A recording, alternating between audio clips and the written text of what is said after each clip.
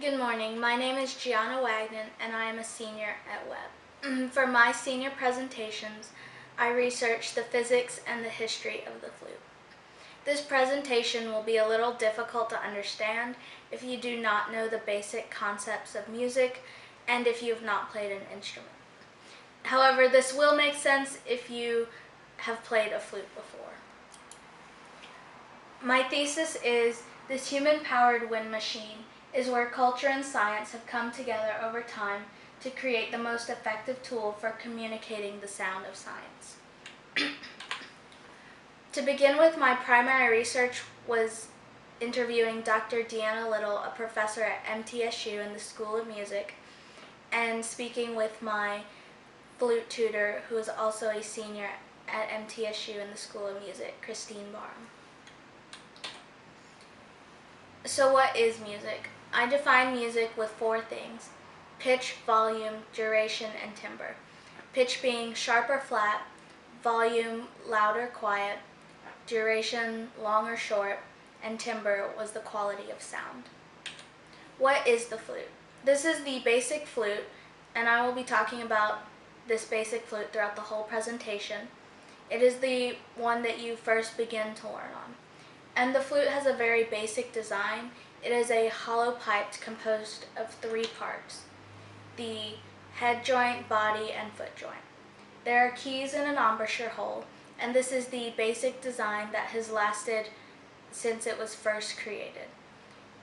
The flute is defined as any instrument in which sound is produced by air striking a sharp edge or lip and sending vibrations into the flute. There were two types of flutes when it was first created: the flute with air from human lungs, and air not from human lungs.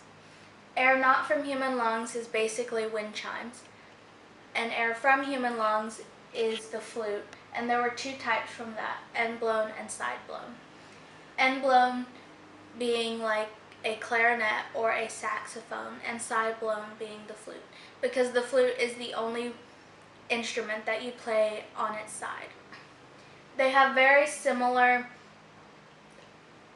formations, the number of holes, the fingering positions, and the only main difference is the clarinet or saxophone requires a reed or a mouthpiece, whereas a flute does not.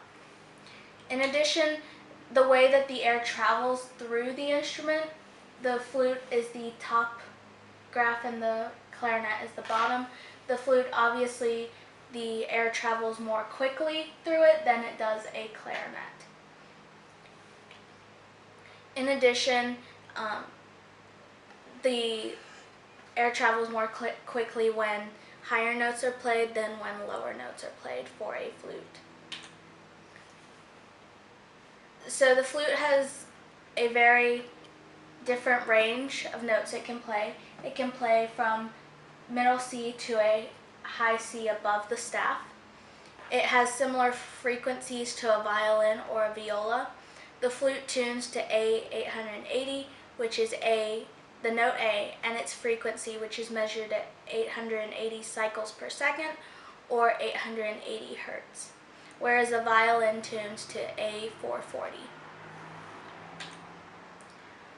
So when two flutes play together, a third note can be heard, which is a combination tone or a Tartini tone. The name Tartini tone because Giuseppe Tartini was the first one who discovered this. It is basically when two cycles that are slightly different or slightly out of tune. One cycle will be compressing while the other is rarefracting or expanding, so they cancel each other out. In this video, you can see an idea of it, the first paper being the first note and the second being the second note, and it creates this waves, which is like the combination tone, because it is an illusion where it's not really there. In recordings, you will not be able to hear a Tartini tone if the two notes are playing together as well. An example is if you play a G and a C together, you should be able to hear a low A.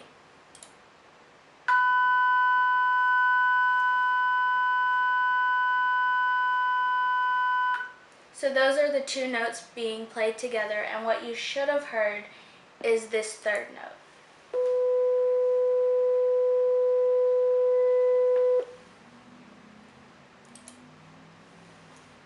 So there are some factors that affect the sound and the wavelengths.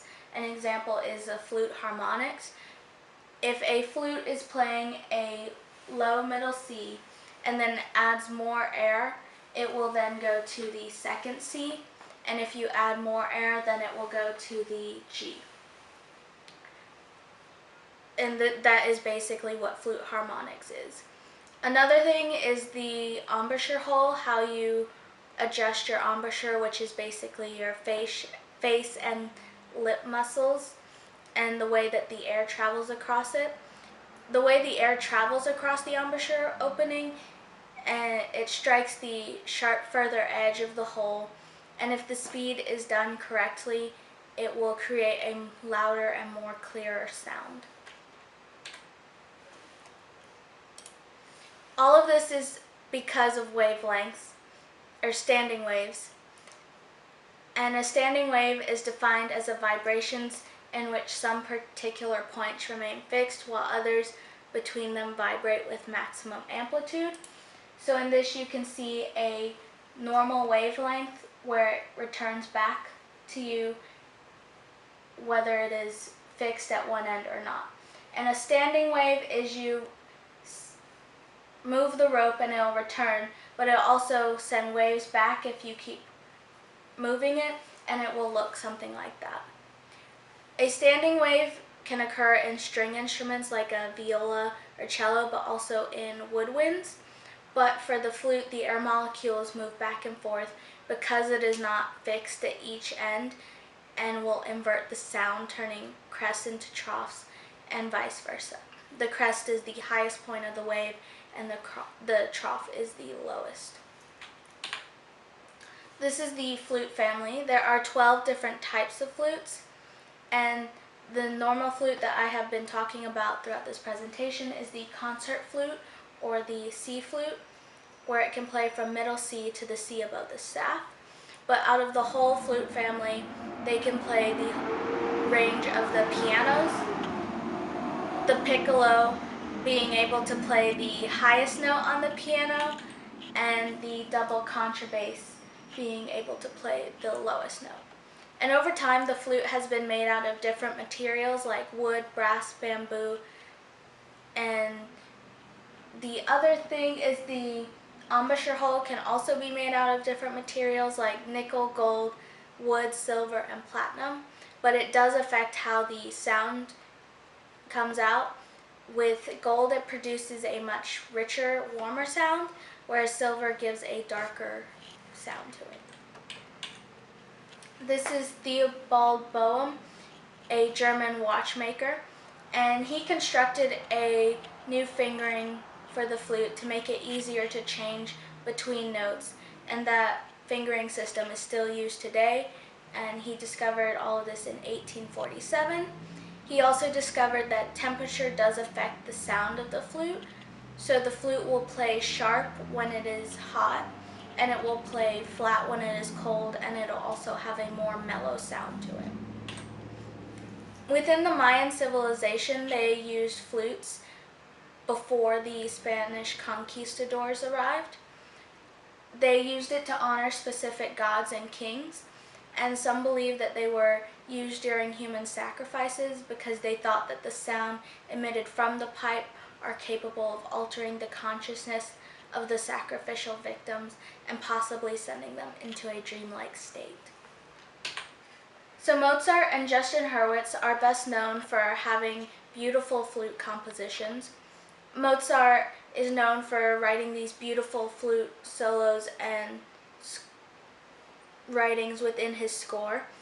However, he does not like the flutes. In a letter to his father, he actually states how he despised writing for the instruments, but he had to. And growing up, he did not like listening to the flute played well or poorly.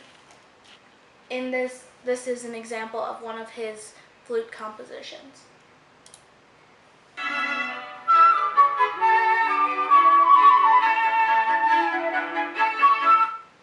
Justin Hurwitz, on the other hand, is known for writing the score to La La Land, and if you listen closely, you can hear the trills and flutters of the flute. In an interview, he says how he loved to bury the flutes within his music because it added a ghost-like quality and an almost human vibrato. He also says that every note has a purpose, whether it's the flutes fluttering in anticipation or trilling in something incredible will happen. Here's an example of a flute selection from his score.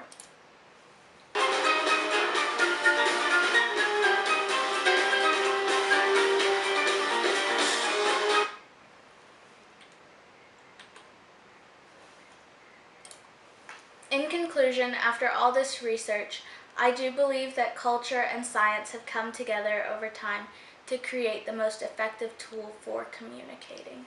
And here is my works cited. Any questions?